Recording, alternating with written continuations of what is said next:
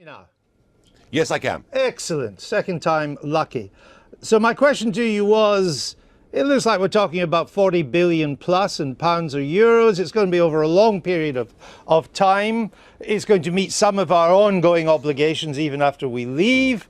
Isn't that a sum worth paying to reach the end game you've always wanted, which is to get out?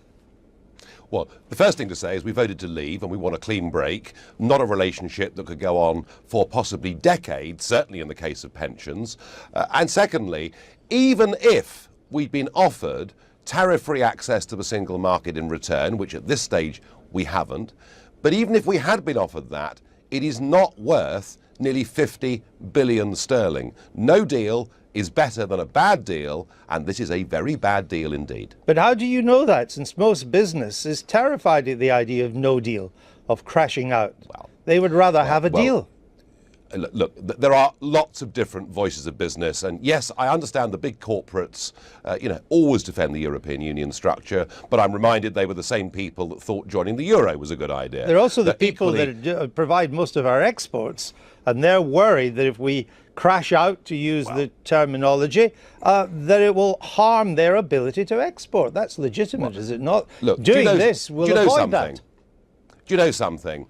With no deal, and with tariffs being put on British manufacturers, the movement of sterling against the euro every month is bigger than the percentage we'd pay in tariffs. And just look at the amount of business America does, China does with the European Union on World Trade Organization rules.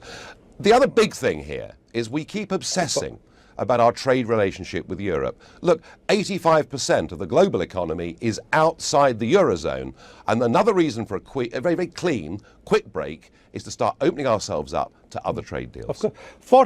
45% of our exports go to the EU. How much of America's exports go to the EU? Yeah, these are smaller amounts, but hey, these are growing markets. How much and it's smaller? Still $300 billion How much worth smaller, every Nigel Farage? $300 billion worth every single year the Americans sell into the European single market without having a trade deal of any kind whatsoever. It's about $1 in 10, whereas for us it's almost 1 in 2. It's much more important, isn't it, to us? Well, I tell you what, you could look at this the other way around and say that 80% of the entire British economy is not involved in overseas trade of any kind at all. And yet, if we sign up to a transition deal, we're still going to be bound by the rules for the single market. There are lots of advantages to breaking out of this. OK, well, just finally, what's happened? None of your Tory Eurosceptic friends are saying anything like this. They seem, by and large, to be content to go along with it. Well, why is that?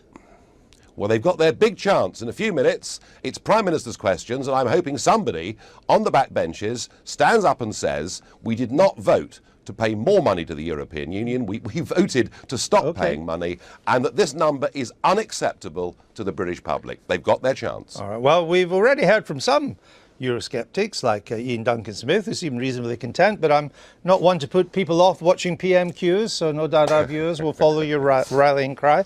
Nigel Farage, thank you very much for joining us from Brussels. You didn't frankly have the balls to put country before party.